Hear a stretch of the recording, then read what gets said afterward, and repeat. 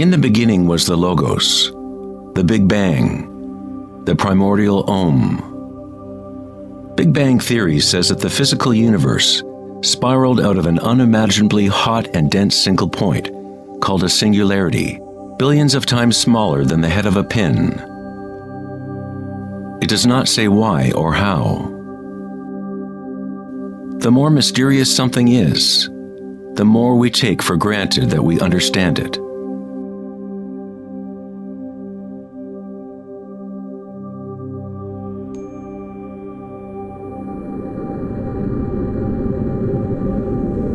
It was thought that eventually gravity would either slow the expansion or contract the universe in a big crunch. However, images from the Hubble Space Telescope show that the universe's expansion seems to be actually accelerating, expanding faster and faster as it grows out of the Big Bang. Somehow, there is more mass in the universe than physics predicted.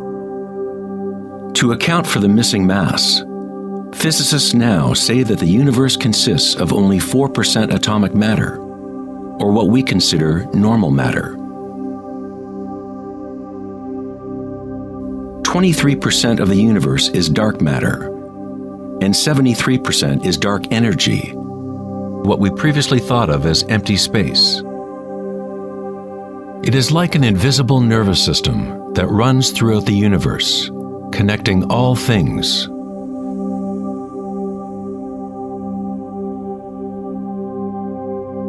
The ancient Vedic teachers taught Nada Brahma, the universe is vibration. The vibratory field is at the root of all true spiritual experience and scientific investigation.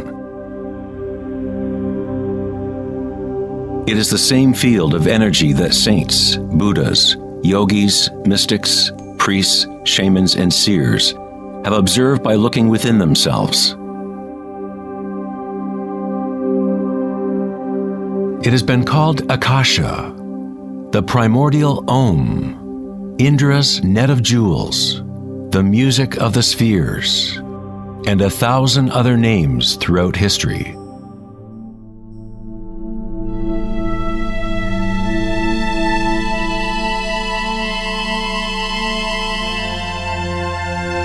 It is the common root of all religions.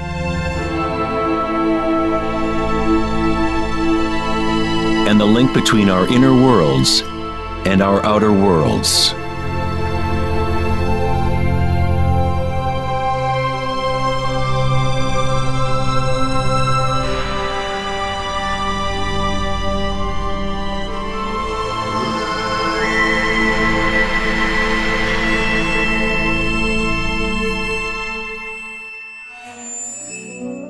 In Mahayana Buddhism in the 3rd century, they described a cosmology not unlike the most advanced physics of modern day.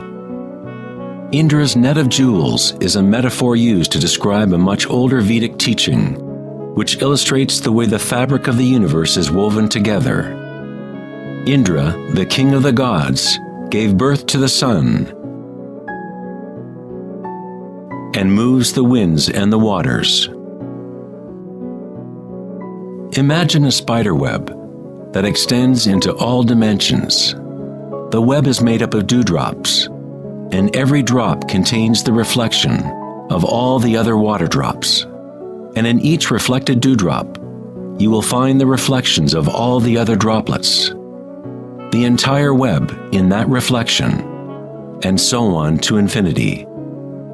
Indra's web could be described as a holographic universe, where even the smallest stream of light contains the complete pattern of the whole.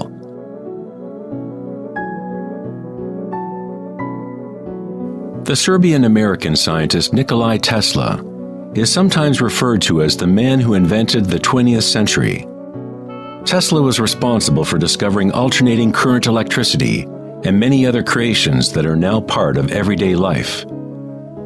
Because of his interest in the ancient Vedic traditions, Tesla was in a unique position to understand science through both an Eastern and Western model. Like all great scientists, Tesla looked deeply into the mysteries of the outer world, but he also looked deeply within himself. Like the ancient yogis, Tesla used the term Akasha to describe the etheric field that extends throughout all things. Tesla studied with Swami Vivekananda, a yogi who brought the ancient teachings of India to the West. In the Vedic teachings, Akasha is space itself, the space that the other elements fill, which exists simultaneously with vibration. The two are inseparable. Akasha is yin to prana's yang.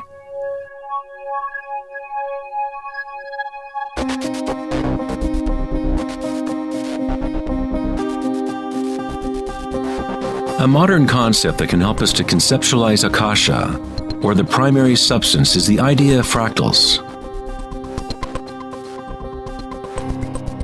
It wasn't until the 1980s that advances in computers allowed us to actually visualize and reproduce mathematically the patterns in nature.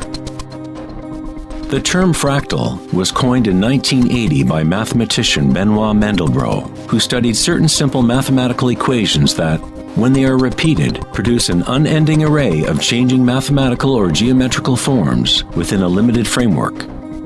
They are limited, but at the same time, infinite.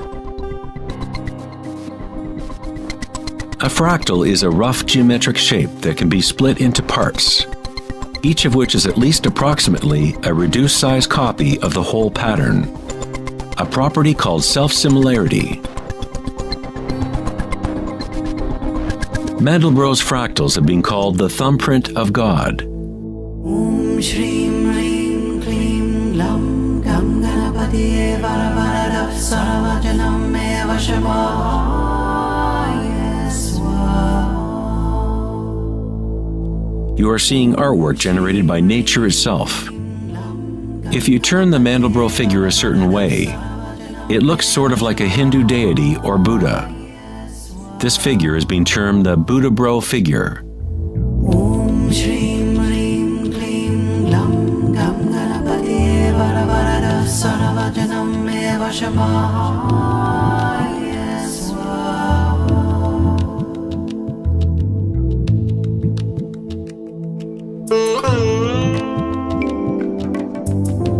If you look at some forms of ancient art and architecture, you will see that humans have long associated beauty and the sacred with fractal patterns.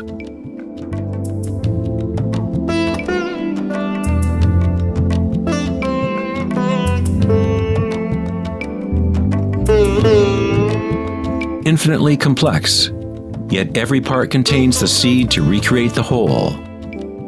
Fractals have changed mathematicians' views of the universe and how it operates.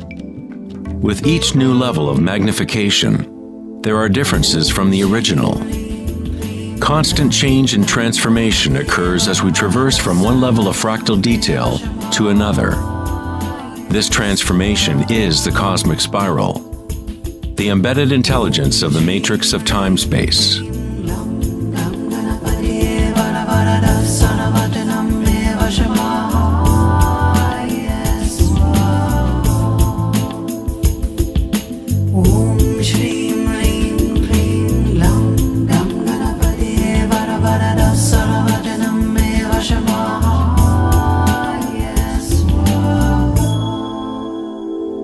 Fractals are inherently chaotic, full of noise and order. When our minds recognize or define a pattern, we focus on it, as if it is a thing. We try to find the patterns we see as beautiful, but in order to hold the pattern in our minds, we must push away the rest of the fractal.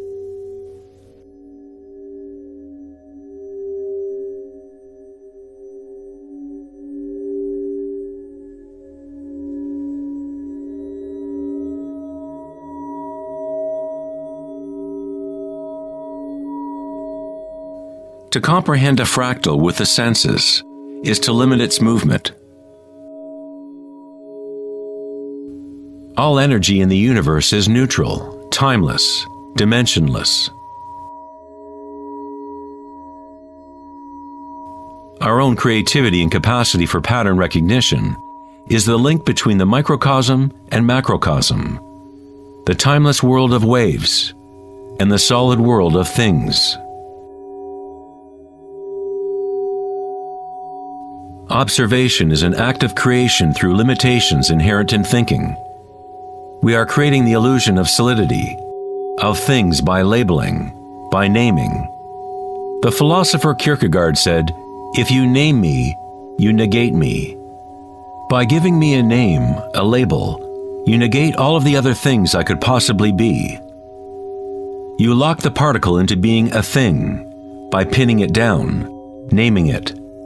But at the same time, you are creating it, defining it to exist. Creativity is our highest nature. With the creation of things comes time, which is what creates the illusion of solidity.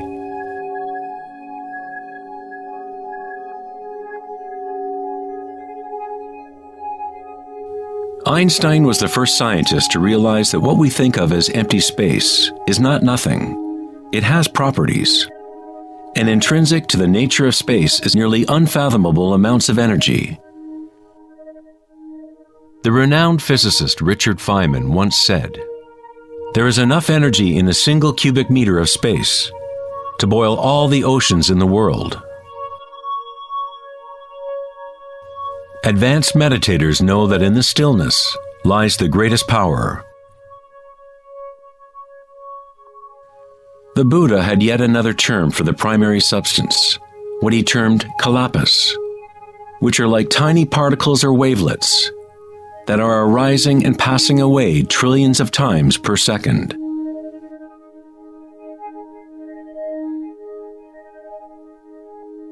Reality is, in this sense, like a series of frames in a holographic film camera, moving quickly so as to create the illusion of continuity. When consciousness becomes perfectly still, the illusion is understood, because it is consciousness itself that drives the illusion.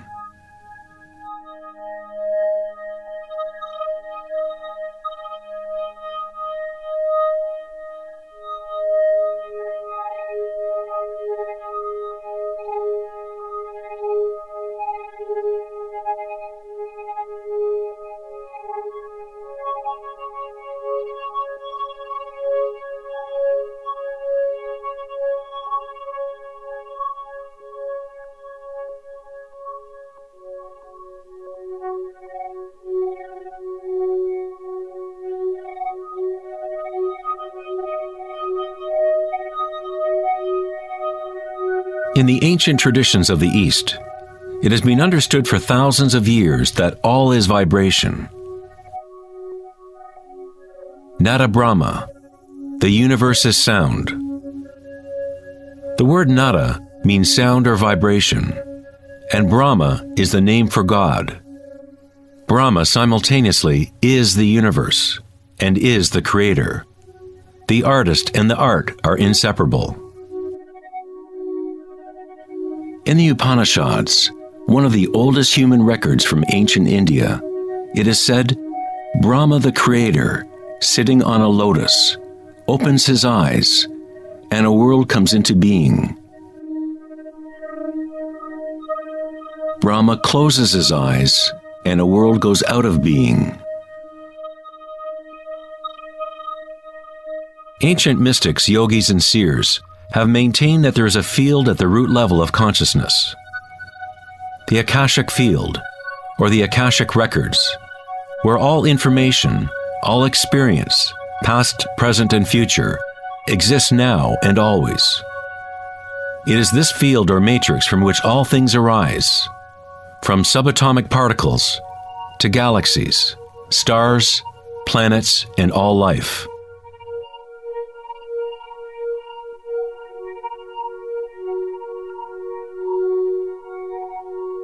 You never see anything in its totality, because it is made up of layer upon layer of vibration, and it is constantly changing, exchanging information with Akasha. A tree is drinking in the sun, the air, the rain, the earth. a world of energy moves in and out of this thing we call a tree. When the thinking mind is still, then you see reality as it is, all aspects together. The tree and the sky and the earth, the rain and the stars are not separate. Life and death, self and other, are not separate, just as the mountain and the valley are inseparable.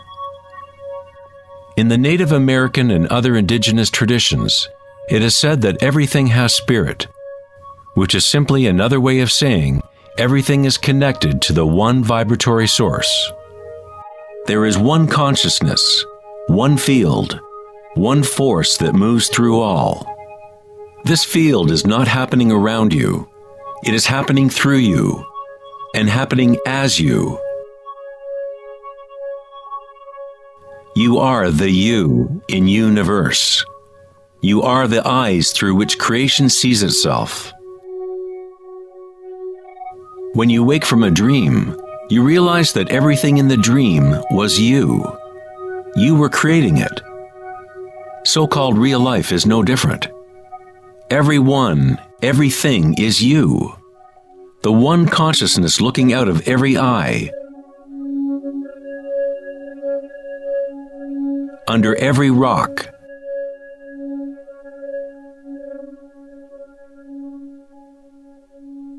Within every particle.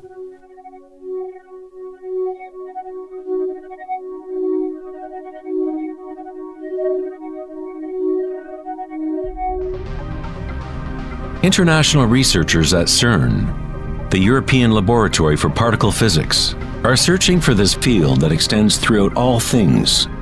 But instead of looking within, they look to the outer physical world. Researchers at the CERN laboratory in Geneva, Switzerland, announced that they had found the Higgs boson, or the God particle. The Higgs boson experiments prove scientifically that an invisible energy field fills the vacuum of space. CERN's Large Hadron Collider consists of a ring 17 miles in circumference, in which two beams of particles race in opposite directions, converging and smashing together at nearly the speed of light. Scientists observe what comes out of the violent collisions. The standard model cannot account for how particles get their mass. Everything appears to be made of vibration, but there is no thing being vibrated. It is as if there has been an invisible dancer, a shadow, dancing hidden in the ballet of the universe. All the other dancers have always danced around this hidden dancer. We have observed the choreography of the dance, but until now we could not see that dancer.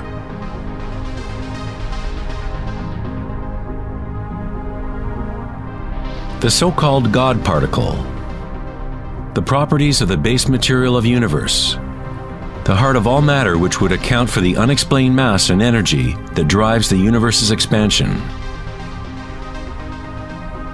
But far from explaining the nature of the universe, the discovery of the Higgs boson simply presents an even greater mystery, revealing a universe that is more mysterious than we ever imagined. Science is approaching the threshold between consciousness and matter. The eye with which we look at the primordial field and the eye with which the field looks at us are one and the same.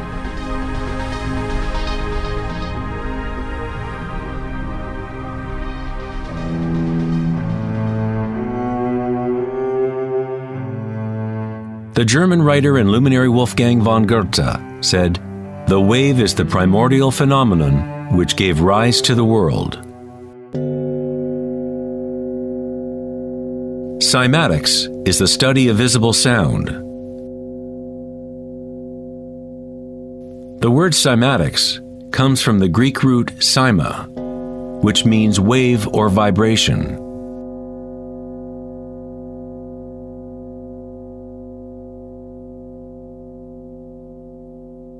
One of the first Western scientists to seriously study wave phenomena was Ernst Chladni, a German musician and physicist who lived in the 18th century.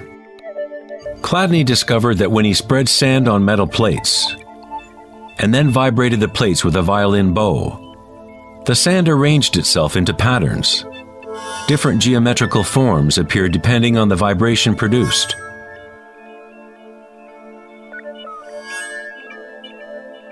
Chladni recorded an entire catalog of these shapes, and they are referred to as Chladni figures. Many of these patterns can be found throughout the natural world, such as the markings of the tortoise or the spot patterns of a leopard.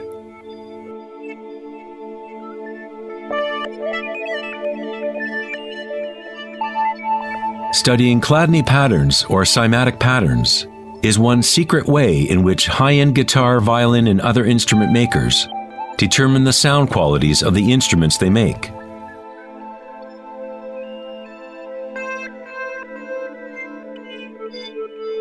Hans Jenny expanded on Chladni's work in the 1960s. Using various fluids and electronic amplification to generate sound frequencies, and coined the term cymatics. If you run simple sine waves through a dish of water, you can see patterns in the water. Depending on the frequency of the wave, different ripple patterns will appear. The higher the frequency, the more complex the pattern. These forms are repeatable, not random. The more you observe, the more you start to see how vibration arranges matter into complex forms from simple repeating waves. This water vibration has a pattern similar to a sunflower.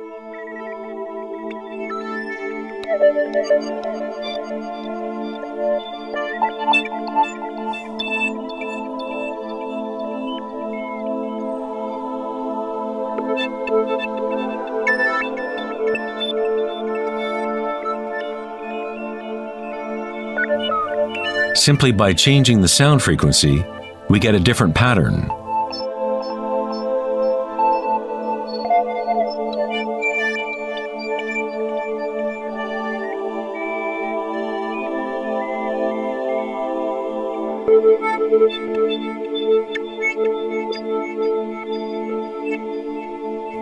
Water is a very mysterious substance. It is highly impressionable. That is, it can receive and hold on to vibration. Because of its high resonance capacity and sensitivity, and an inner readiness to resonate, the water responds instantaneously to all types of sonic waves. Vibrating water and earth make up the majority of mass in plants and animals. It is easy to observe how simple vibrations in water can create recognizable natural patterns. But as we add solids and increase the amplitude, things get even more interesting. Adding cornstarch to water, we get more complex phenomena.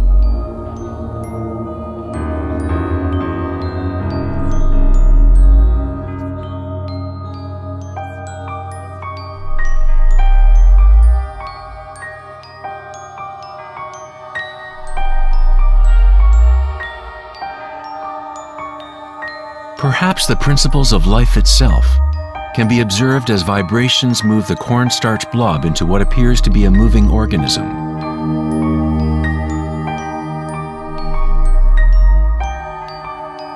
The animating principle of the universe is described in every major religion, using words that reflect the understanding of that time in history. In the language of the Incas, the largest empire in pre-Columbian America, the word for human body is Alpa Kamasca, which means literally, animated earth. In Kabbalah, or Jewish mysticism, they talk about the divine name of God, the name that cannot be spoken. It cannot be spoken because it is a vibration that is everywhere. It is all words, all matter. Everything is the sacred word. The tetrahedron is the simplest shape that can exist in 3 dimensions. Something must have at least 4 points to have physical reality. The triangle structure is nature's only self-stabilizing pattern. In the Old Testament, the word tetragrammaton was often used to represent a certain manifestation of God. It was used when talking about the Word of God, or the special name of God, Logos or primordial Word.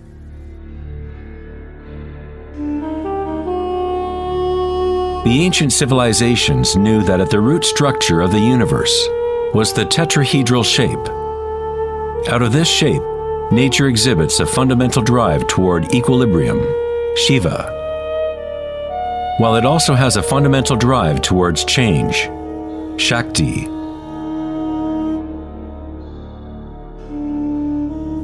In the Bible, the Gospel of John usually reads, "In the beginning was the Word," but in the original text, the term used was logos. The Greek philosopher Heraclitus, who lived around 500 years before Christ, referred to the logos as something fundamentally unknowable, the origin of all repetition, pattern, and form. The Stoic philosophers who followed the teachings of Heraclitus identified the term with the divine animating principle pervading the universe.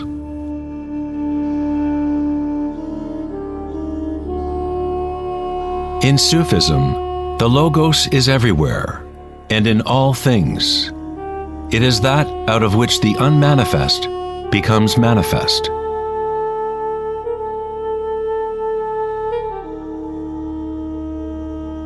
In the Hindu tradition, Shiva Nataraja literally means Lord of the Dance.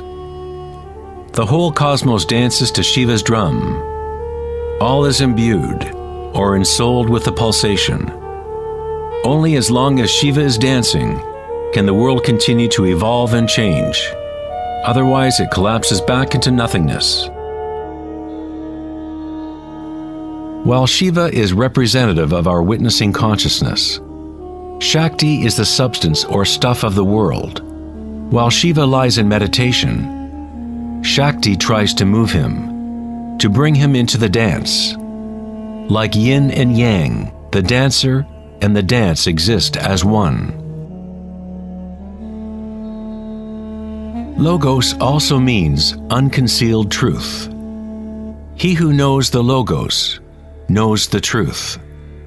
Many layers of concealment exist in the human world, as Akasha has been swirled into complex structures, concealing the source from itself.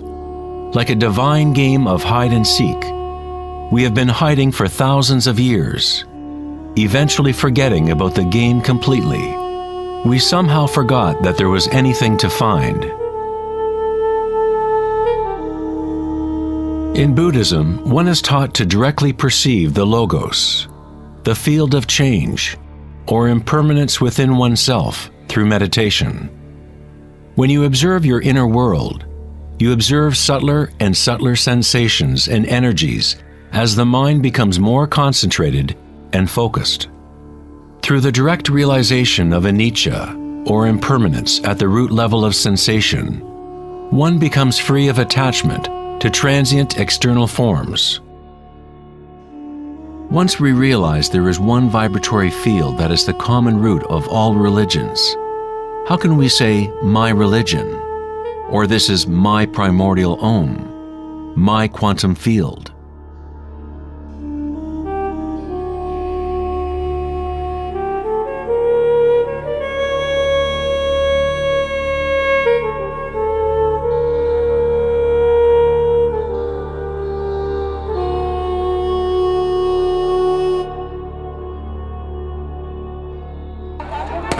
The true crisis in our world is not social, political, or economic. Our crisis is a crisis of consciousness, an inability to directly experience our true nature, an inability to recognize this nature in everyone and in all things.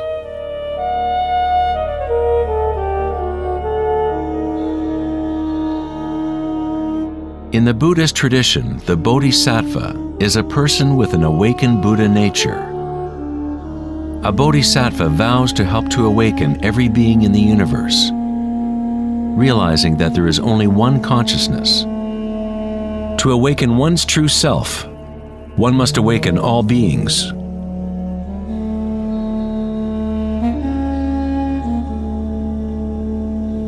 There are innumerable sentient beings in the universe. I vow to help them all to awaken. My imperfections are inexhaustible. I vow to overcome them all. The Dharma is unknowable. I vow to know it. The way of awakening is unattainable. I vow to attain it.